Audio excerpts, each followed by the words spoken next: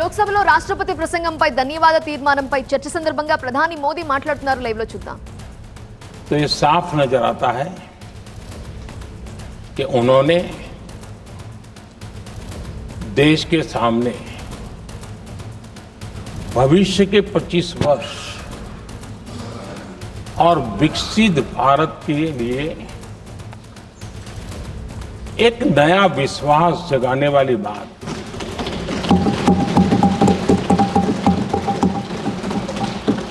एक प्रकार से आदरणीय राष्ट्रपति जी का ये उद्बोधन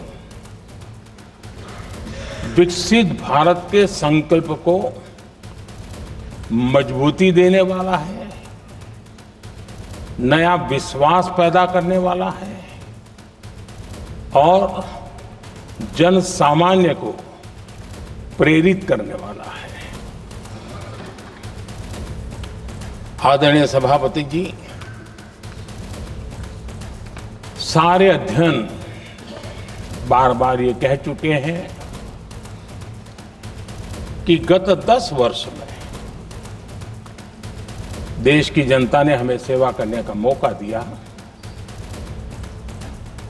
25 करोड़ देशवासी गरीबी को परास्त करके गरीबी से बाहर निकले।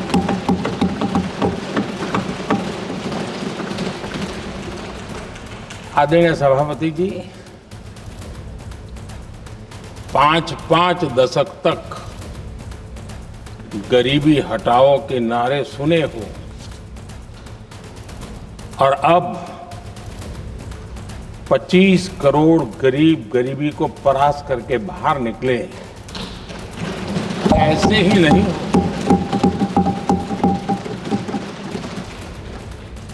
योजनाबद्ध तरीके से, समर्पित भाव से, अपनेपन की पूरी संवेदनशीलता के साथ जब गरीबों के लिए जीवन खपाते हैं ना, तब ये होता है। आदरणीय सभापति जी, जब जमीन से जुड़े लोग जमीन की सच्चाई को जानते हुए जमीन पर जीवन खपाते हैं, तब जमीन पर बदलाव निश्चित होके रहता है।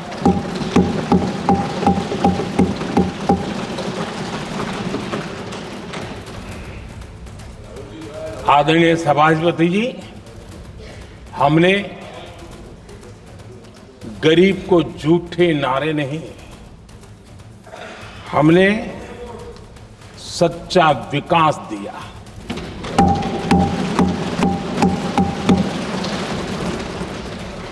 गरीब का दुख, सामान्य मानवी की तकलीफ, मिडिल क्लास के सपने ऐसे ही नहीं समझे जाते। आदरणीय सभापति जी, इसके लिए एक जज्बा चाहिए।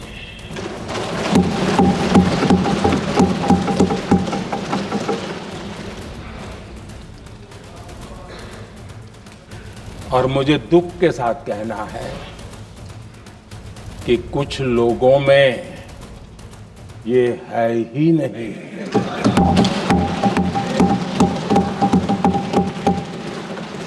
आदरणीय सभापति जी, बारिश के दिनों में कच्ची छत, फुसकी, प्लास्टिक की चादर वाली छत, उससे नीचे जीवन गुजारना कितना मुश्किल होता है। पल पल सपने रौंद दिए जाते हैं, ऐसे पल होते हैं, ये हर कोई नहीं समझ सकता। आदरणीय सभापति जी, अब तक गरीबों को 4 करोड़ घर मिले हैं।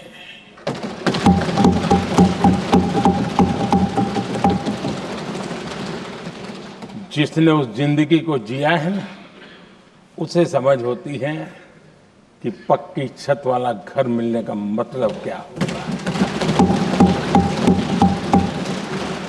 आदरणीय सभापति जी, एक महिला जब खुले में शौच जाने के लिए मजबूर हो जाती है, वो या तो सूर्योदय के पहले या सूर्यास्त के बाद, कठिनाइयों के झेलने के बाद इस छोटा सा अपना नित्य कर्म करने के लिए निकल सकती है। तब उसे क्या तकलीफ होती थी, ऐसे लोग समझ नहीं सकते। आदरणीय सभापति जी, हमने 12 करोड़ से ज्यादा शौचालय बनाकर बहनों बेटियों की मुश्किलें दूर की।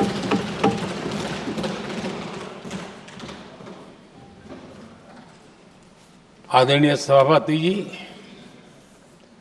आजकल मीडिया में ज्यादा ही चर्चा हो रही है, सोशल मीडिया में और अधिक हो रही है। कुछ नेताओं का फोकस घरों में जकूजी पर, स्टाइलिश शावर्स पर, लेकिन हमारा फोकस तो हर घर जल पहुंचाने पर है।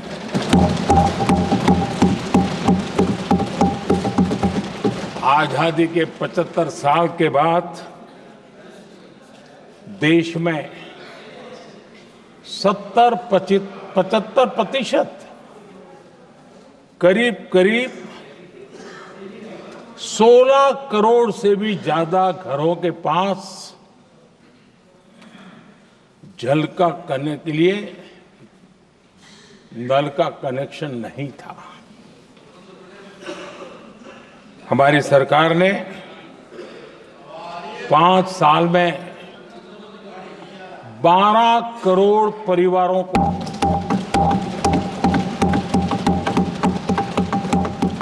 घरों में नल से जल देने का काम किया है और काम तेजी से आगे भी बढ़ रहा है। आदरणीय सभापति जी, हमने गरीबों के लिए इतना काम किया और इसके कारण आदरणीय राष्ट्रपति जी ने अपने अभिभाषण में इसका विस्तार से वर्णन किया है। जो लोग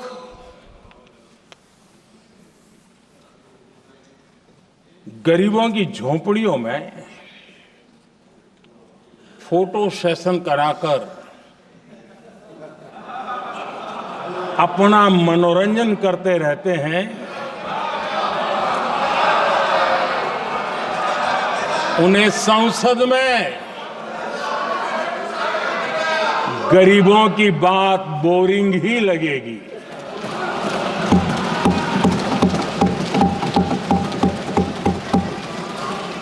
आदरणीय सभापति जी, मैं उनका गुस्सा समझ सकता हूं।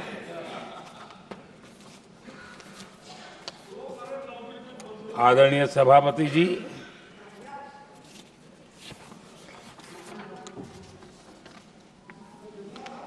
समस्या की पहचान करना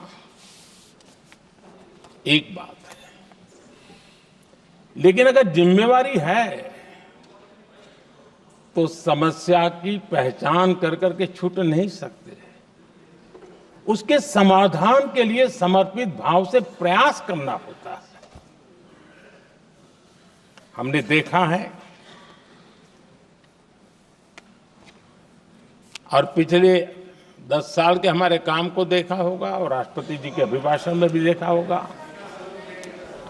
हमारा प्रयास समस्या की समाधान का रहता है और हम समर्पित भाव से प्रयास करते हैं।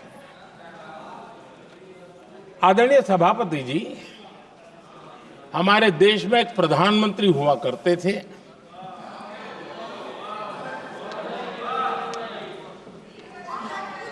उनको मिस्टर क्लीन करने कहने की एक फैशन हो गई थी। उस प्रधानमंत्री जी को मिस्टर क्लीन कहने की फैशन हो गई थी। उन्होंने एक समस्या को पहचाना था और उन्होंने कहा था कि दिल्ली से 1 रुपया निकलता है तो गांव में 15 पैसा पहुंचता है। अब उस समय तो पंचायत से लेकर पार्लियामेंट तक एक ही पार्टी का राज था।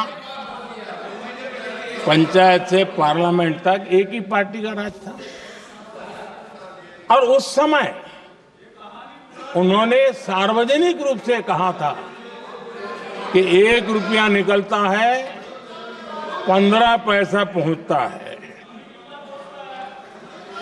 बहुत गजब की हाथ सफाई थी।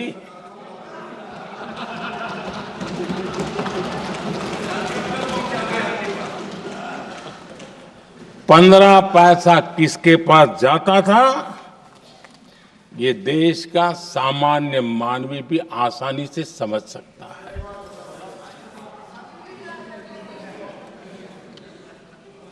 आदरणीय सभापति जी, देश ने हमें अवसर दिया, हमने समाधान खोजने का प्रयास किया। हमारा मॉडल है बचत भी विकास भी। जनता का पैसा जनता के लिए। हमने जनधन, आधार, मोबाइल की जेम ट्रिनिटी बनाई और डीबीटी से डायरेक्ट बेनिफिट ट्रांसफर ये देना शुरू किया। आदरणीय सभापति जी, हमारे कार्यकाल में हमने 40 लाख करोड़ रुपया सीधा जनता जनार्दन के खाते में जमा किया। आदरणीय सभापति जी, इस देश का दुर्भाग्य देखिए, सरकारें कैसी चलाई गई, किसके लिए चलाई गई। माननीय सदस्य, मैं सबसे आपसे आग्रह कर रहा हूं, आप सदन की गरिमा बनाए रखें।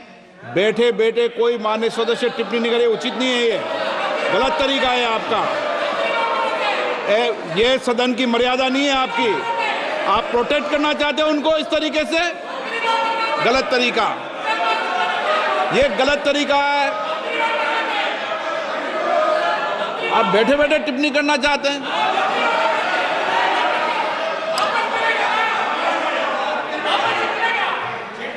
आदरणीय सभापति जी,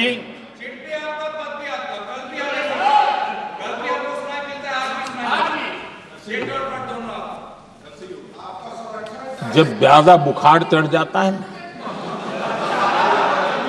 तब लोग कुछ भी बोलते हैं, लेकिन इसके साथ साथ ज्यादा हताशा निराशा फैल जाती है, तब भी बहुत कुछ बोलते हैं।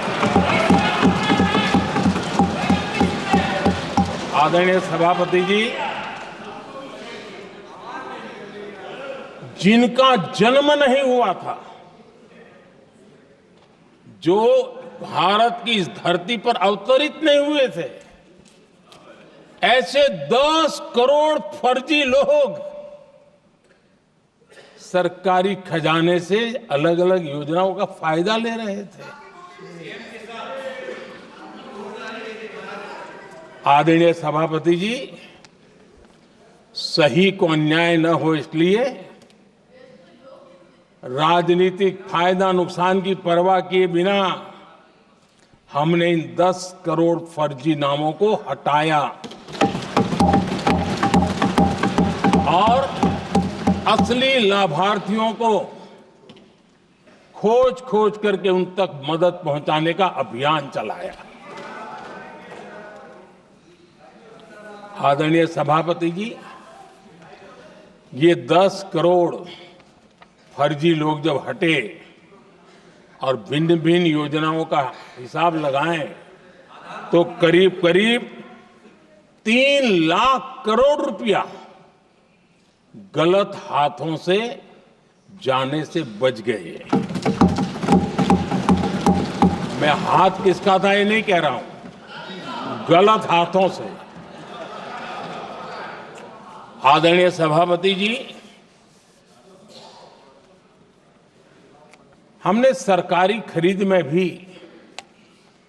टेक्नोलॉजी का भरपूर उपयोग किया, ट्रांसपेरेंसी लाए और जेम पोर्टल, जो आज राज्य सरकारें भी उसका उपयोग कर रही है, जेम पोर्टल से जो खरीदी हुई उससे आमतौर पर जो खरीदी होती है उससे कम पैसों में खरीदी हुई और सरकार के 1,15,000 करोड़ रुपए की बचत हुई।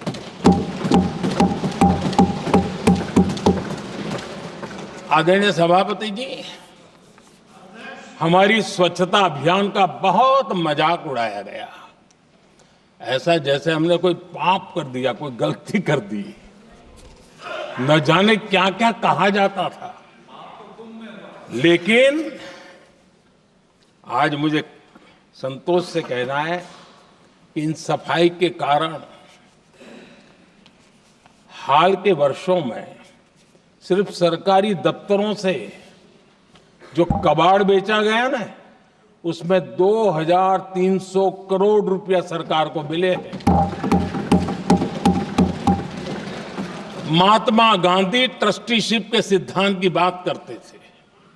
वो कहते थे कि हम ट्रस्टी हैं, ये संपत्ति जनता जनार्दन की है और इसलिए हम पाई पाई को एक ट्रस्टीशिप के सिद्धांत के आधार पर बचाने की और सही जगह पर उपयोग करने का प्रयास करते हैं। और तब जाकर के स्वच्छता अभियान से कबाड़ बेचकर 2,300 करोड़ रुपया देश की सरकार के खजाने में आ रहा है।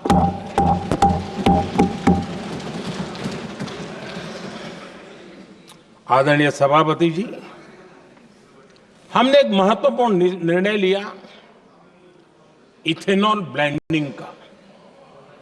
हम जानते हैं हम एनर्जी इंडिपेंडेंट नहीं है, हमें बाहर से लाना पड़ता है। जब इथेनॉल ब्लेंडिंग किया और हमारे पेट्रोल डीजल की आय कम हुई, उस एक निर्णय से 1 लाख करोड़ रुपए का फर्क पड़ा है। और ये पैसे करीब करीब 1 लाख करोड़ रुपया किसानों की जेब में गया है।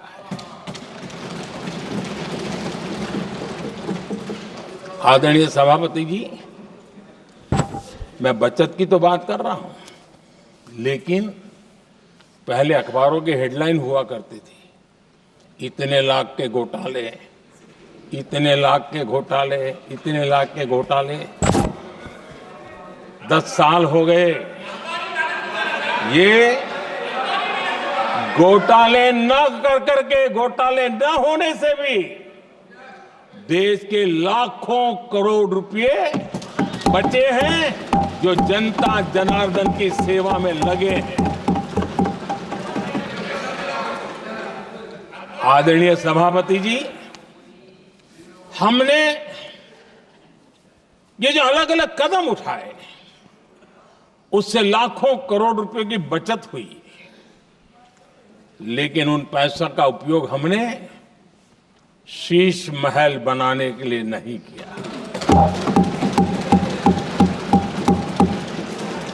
इसका उपयोग हमने देश बनाने के लिए किया है। इंफ्रास्ट्रक्चर का बजट 10 साल पहले 1,80,000 करोड़ था, हमारे आने से पहले। आदरणीय सभापति जी, आज 11 लाख करोड़ रुपया इंफ्रास्ट्रक्चर का बजट,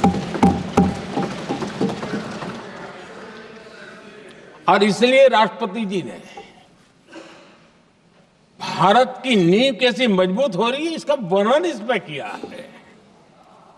रोड हो, हाईवे हो, रेलवे हो, ग्राम सड़क हो, इन सभी कामों के लिए विकास की एक मजबूत नींव रखी गई है। आदरणीय सभापति जी, सरकारी खजाने में बचत हुई वो तो एक बात है, और वो करना भी चाहिए, जैसा मैंने ट्रस्टीशिप की बात कही। लेकिन हमने इस बात पर भी ध्यान रखा है कि जन सामान्य के उनको भी इस बचत का लाभ मिलना चाहिए। योजनाएं ऐसी हो ताकि जनता को भी बचत हो। और आपने देखा होगा आयुष्मान भारत योजना, बीमारी के कारण सामान्य मानवी को जो खर्च होता था, अब तक जिन लोगों ने इसका बेनिफिट लिया है, उसी के हिसाब से मैं कहता हूं कि करीब करीब देशवासियों का आयुष्मान योजना का बेनिफिट लेते के कारण जो खर्चा उनको अपने जेब से करना पड़ता, वैसे 1,20,000 करोड़ रुपया जनता जनार्दन के बचे हैं।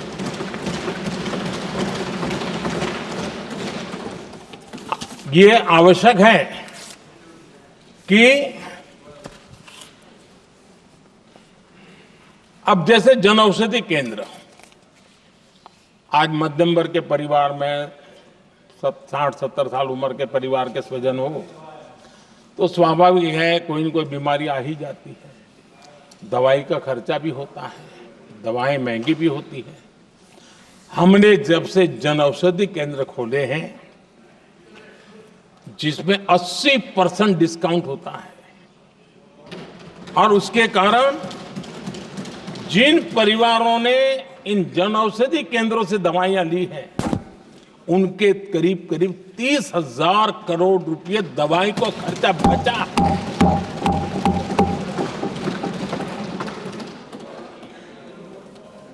आदरणीय अध्यक्ष जी, यूनिसेफ का भी अनुमान है, उनका कहना है कि जिसके घर में स्वच्छता और टॉयलेट बना, उन्होंने इसका बड़ा सर्वे किया था, उस परिवार को करीब करीब साल भर में 70,000 रुपए की बचत हुई है। स्वच्छता अभियान कहो, टॉयलेट बनाने का काम कहो, शुद्ध जल पहुंचाने का काम करो, कितना बड़ा फायदा हमारे सामान्य परिवार को हो रहा है। आदरणीय अध्यक्ष जी, नल से जल, मैंने प्रारंभ में उसका उल्लेख किया। WHO की एक रिपोर्ट आई है। WHO का कहना है कि नल से जल शुद्ध पानी मिलने के कारण उन परिवारों में जो अन्य बीमारियों के खर्चे होते थे, औसत 40,000 रुपया परिवार का बचा है।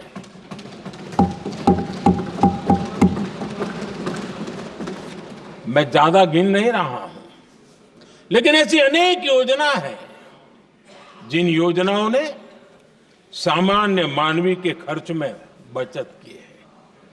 आदरणीय सभापति जी, करोड़ों देशवासियों को मुफ्त अनाज, उसके भी उस परिवार के हजारों रुपये बचते हैं। PM सूर्यघर मुफ्त बिजली योजना जहां जहां ये योजना लागू हुई इन परिवारों को औसतन साल भर के 25 से 30 हजार रुपये बिजली की बचत हो, पैसों में बचत हो रही है, खर्च में बचत हो रही है। और अगर ज्यादा बिजली है तो बेच करके कमाई कर रहा है वो अलग, यानी सामान्य मानवी की बचत भी। हमने एलईडी बल्ब का एक अभियान चलाया था। आपको मालूम है कि हमारे आने से पहले एलईडी बल्ब 400 रुपये में बिकते थे। हमने इतना अभियान चलाया, उसकी कीमत 40 रुपया हो गई। और एलईडी बल्ब के कारण बिजली की भी बचत हुई और उजाला भी ज्यादा मिला, और उसमें देशवासियों के करीब 20,000 करोड़ रुपए बचे हैं। आदरणीय सभापति जी, जिन किसानों ने सॉइल हेल्थ कार्ड का वैज्ञानिक तरीके से उपयोग किया है, उनको बहुत फायदा हुआ है। और ऐसे किसानों को प्रति एकड़ 30,000 रुपए की बचत हुई है। आदरणीय अध्यक्ष जी, बीते 10 साल में इनकम टैक्स को कम करके भी हमने मिडिल क्लास की बचत को बढ़ाने का काम किया है। आदरणीय अध्यक्ष जी, 2014 के पहले ऐसे बम गोले फेंके गए, बंदूक की ऐसी गोलियां चलाई गई कि देशवासियों का जीवन छलनी कर दिया गया था। हमने धीरे धीरे उन घावों को भरते भरते आगे बढ़े। 2 लाख करोड़ रुपया 2 लाख रुपया 2013-14 में 2 लाख रुपये, सिर्फ 2 लाख रुपये, उस पर इनकम टैक्स माफी थी। और आज 12 लाख रुपये संपूर्ण रूप से इनकम टैक्स से मुक्ति। और हमने बीच के कालखंड में भी 14 में भी, 17 में भी, 19 में भी, 23 में भी हम लगातार ये करते आए, घाव भरते गए। और आज बैंडेज बाकी था, वो भी कर लिया। स्टैंडर्ड डिडक्शन, उसके अगर 75,000 जोड़ दें तो 1 अप्रैल के बाद देश में जो सैलरीड क्लास हैं उनके 13.25 लाख रुपए पर तक कोई इनकम टैक्स नहीं देना पड़ेगा।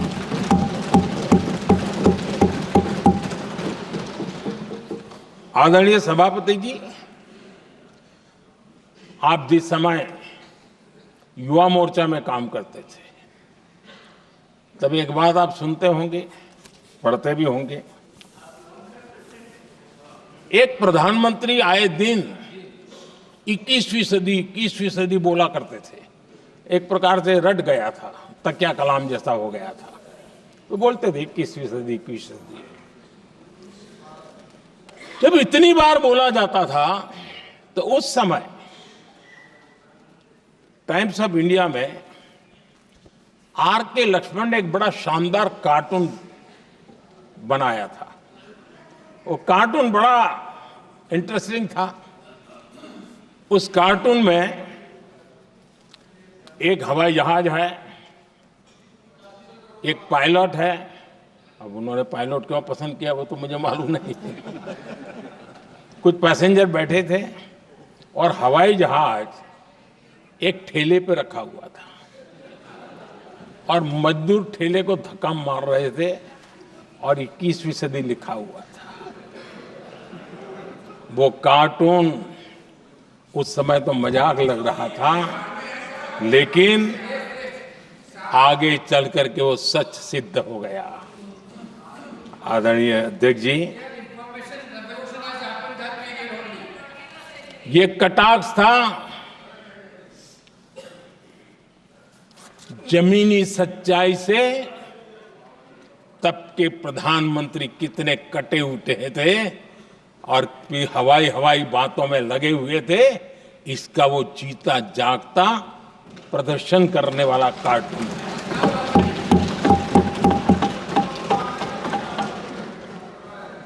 आदरणीय अध्यक्ष जी, जिन्होंने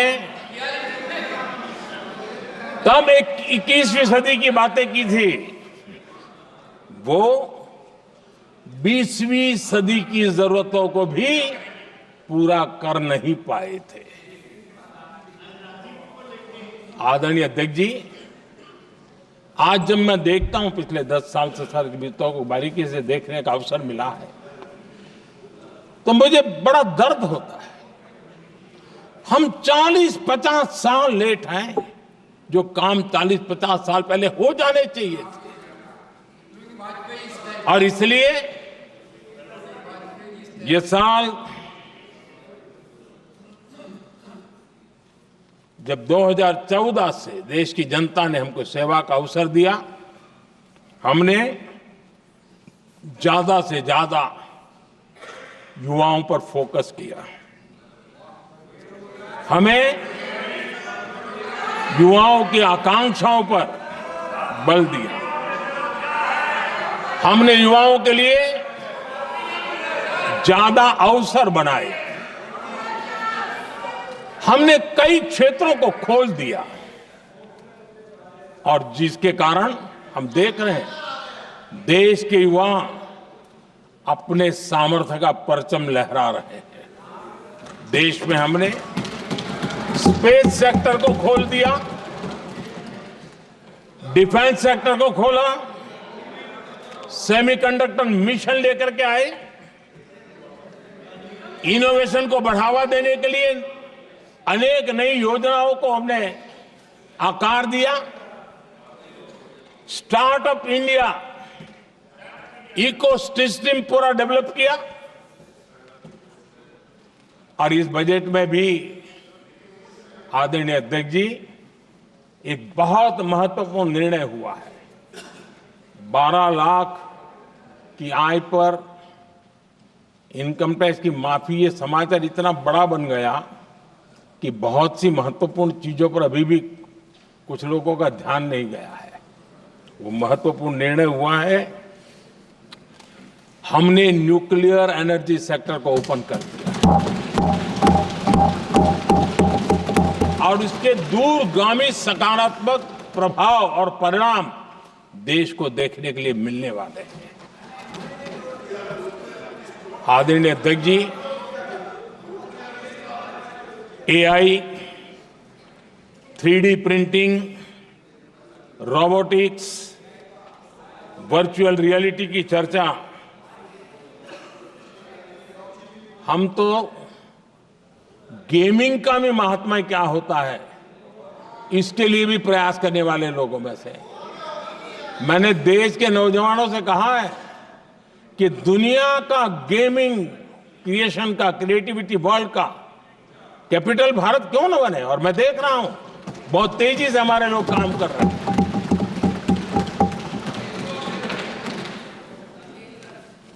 कुछ लोगों को अब जब एआई की बात होती है, कुछ लोगों को अब ये शब्द फैशन में है तो बोला जाता है, लेकिन मेरे लिए सिंगल एआई नहीं है, डबल एआई। भारत की डबल ताकत है। एक एआई आर्टिफिशियल इंटेलिजेंस, दूसरा एआई एस्पिरेशनल इंडिया।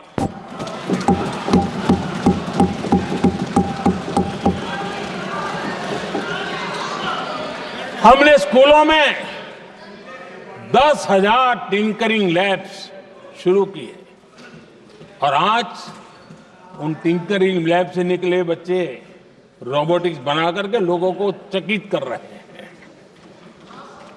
और इस बजट में 50,000 नए टिंकरिंग लैब्स उसका प्रावधान किया गया। भारत वो देश है जिसके इंडिया एआई मिशन को लेकर के पूरी दुनिया बहुत आशावादी है और विश्व के एआई प्लेटफॉर्म में भारत की मौजूदगी एक महत्वपूर्ण स्थान प्राप्त कर चुकी है। आदरणीय अध्यक्ष जी, इस साल बजट में हमने डीप टेक के डोमेन को में इन्वेस्टमेंट की बात की है और डीप टेक मैं समझता हूं हमारे लिए तेज गति से आगे बढ़ने के लिए और 21वीं सदी पूरी तरह टेक्नोलॉजी ड्रिवन सेंचुरी है। ऐसे में हमारे लिए आवश्यक है कि भारत डीप टेक के क्षेत्र में बहुत तेजी से आगे बढ़े। आदरणीय अध्यक्ष जी, हम लगातार युवा भविष्य को ध्यान में रखते हुए काम कर रहे हैं, लेकिन कुछ दल हैं जो लगातार युवाओं के साथ धोखा कर रहे हैं, उन्हें धोखा दे रहे हैं। ये दल चुनाव के दरमियान ये भत्ता देंगे, वो भत्ता देंगे, वादा तो करते हैं लेकिन पूरा नहीं करते हैं। ये दल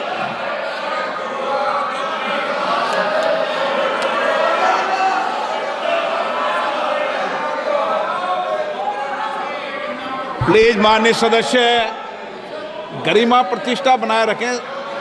भारत की संसद में आप प्लीज बैठे बैठे टिप्पणी नहीं करें और नए माननीय सदस्य बैठे बैठे टिप्पणी कर रहे हैं। आदरणीय अध्यक्ष जी, ये दल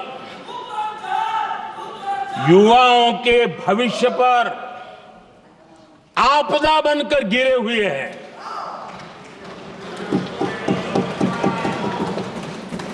आदरणीय अध्यक्ष जी, हम कैसे काम करते हैं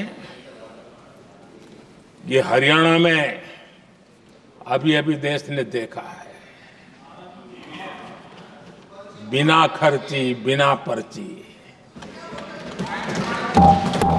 नौकरी देने का वादा किया था, सरकार बनते ही नौकरी मिल गई नौजवानों को।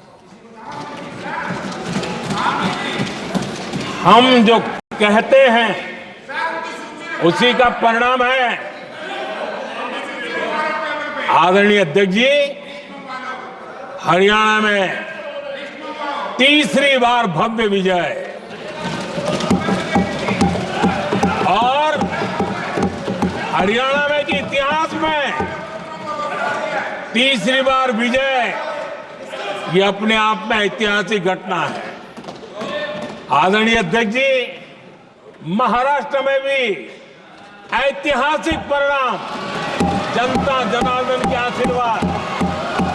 महाराष्ट्र के इतिहास में सत्ता पक्ष के पास इतनी सीटें पहली बार, ये जनता जनार्दन के आशीर्वाद से हम करके आए हैं।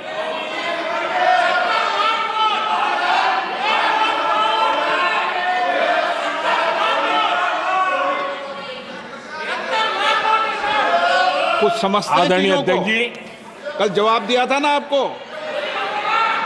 चलिए। आदरणीय राष्ट्रपति जी ने अपने अभिभाषण में हमारे संविधान के 75 वर्ष होने पर भी विस्तार से चर्चा की है। आदरणीय अध्यक्ष जी, संविधान में जो धाराएं हैं उसके साथ साथ संविधान का एक स्पिरिट भी है और संविधान को मजबूती देने के लिए संविधान की भावना को जीना पड़ता है। और मैं आज उदाहरणों के साथ बताना चाहता हूं। हम वो लोग हैं जो संविधान को जीते हैं।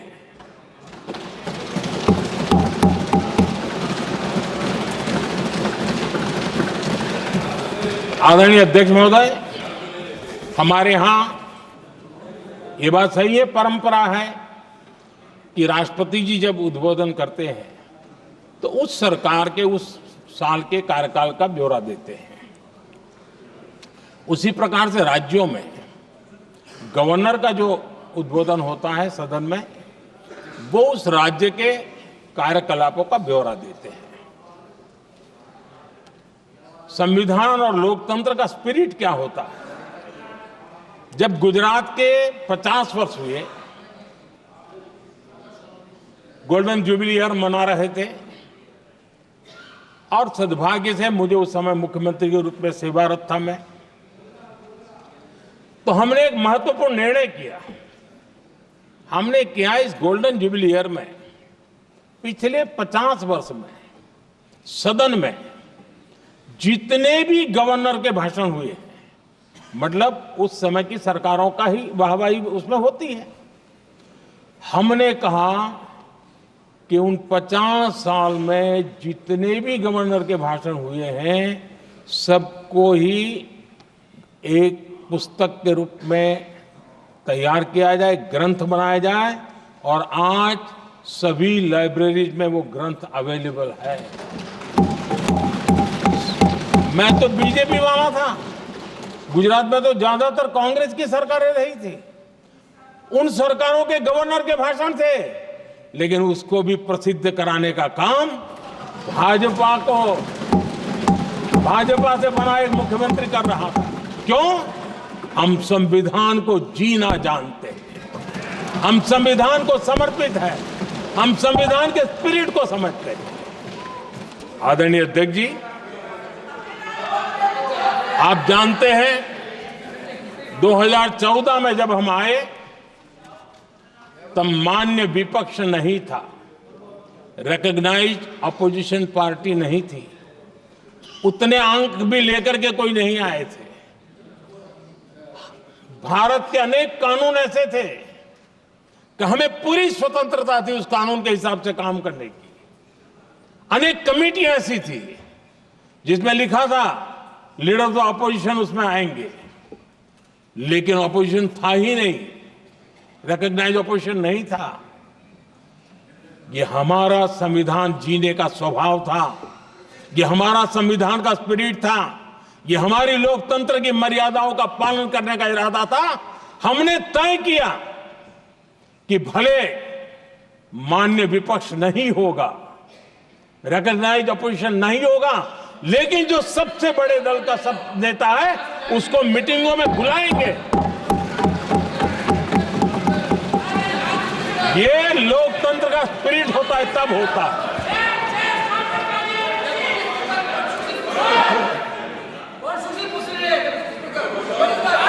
चुनाव आयोग की कमेटियां, आदरणीय अध्यक्ष जी, पहले तो प्रधानमंत्री फाइल करके निकालते थे। ये हम हैं जिसने अपोजिशन के लीडर को भी उस कमेटी में बिठाया है।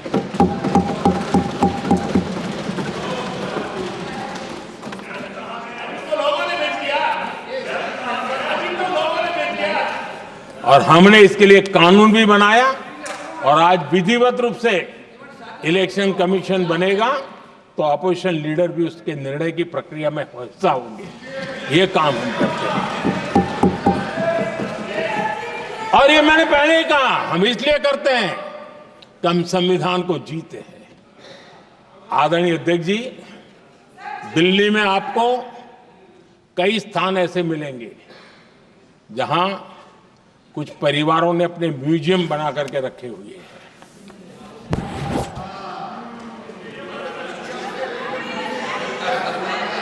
जनता जनार्दन के पैसों से काम हो रहा है।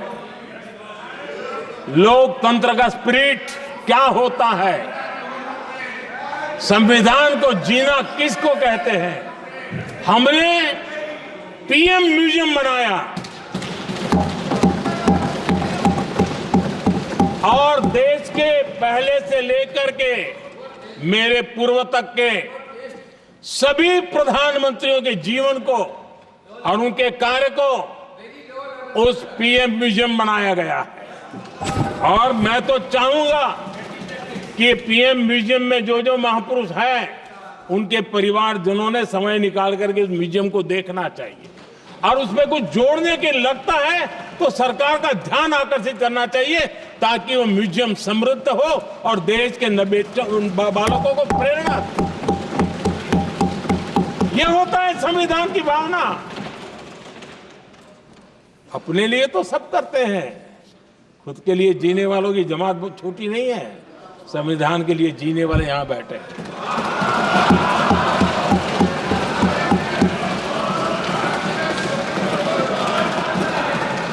आदरणीय अध्यक्ष जी, जब सत्ता सेवा बन जाए तो राष्ट्र निर्माण होता है। जब सत्ता को विरासत बना दिया जाए तब लोकतंत्र खत्म हो जाता है।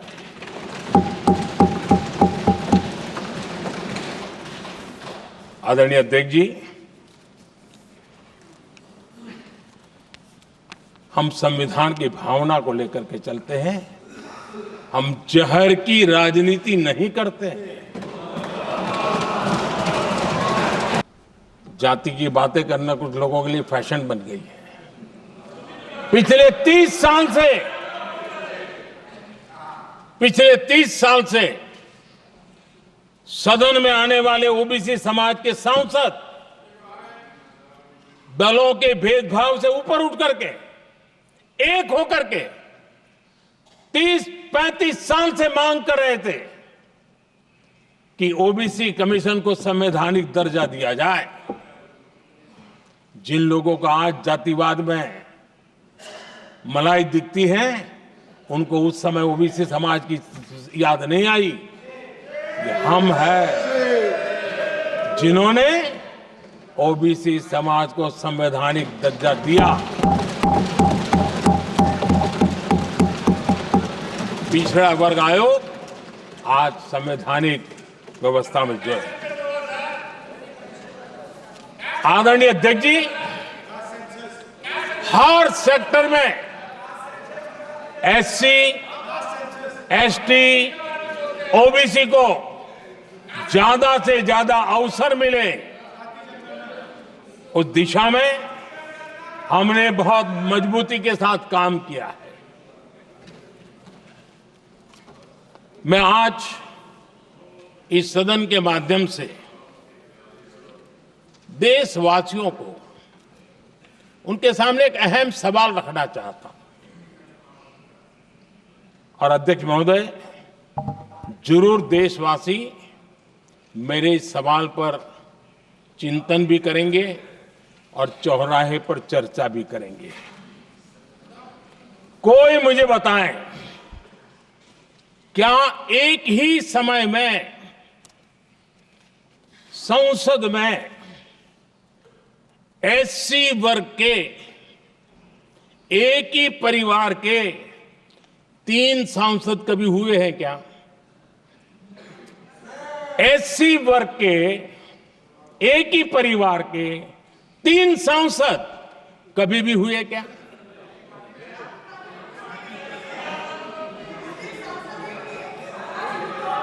मैं दूसरा सवाल पूछता हूं, कोई मुझे बताए कि एक ही कालखंड में, एक ही समय में संसद में एसटी वर्ग के एक ही परिवार के 3 एमपी हुए हैं क्या?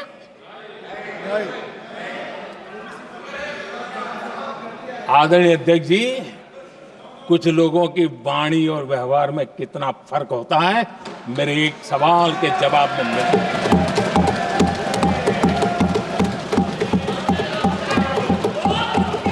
जमीन आसमान का अंतर होता है, रात दिन का अंतर होता है।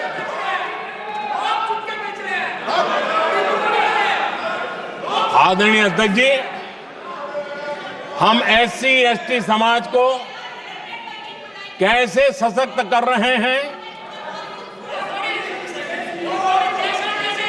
आदरणीय अध्यक्ष जी, समाज में तनाव पैदा किए बिना एकता की भावना को बरकरार रखते हुए समाज के वंचितों का कल्याण कैसे किया जाता है, इसका मैं एक उदाहरण देता हूं।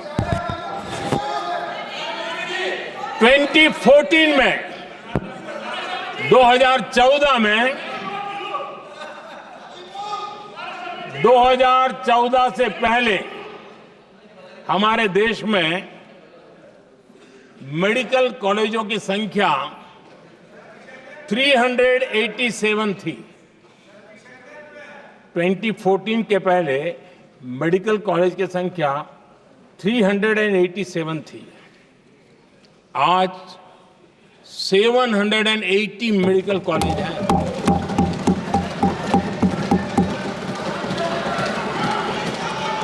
अब मेडिकल कॉलेज बड़े हैं तो सीटें भी बड़ी हैं। ये बहुत महत्वपूर्ण एंगल है आदरणीय अध्यक्ष जी, और इसलिए कॉलेजें बड़ी हैं, सीटें भी बड़ी हैं।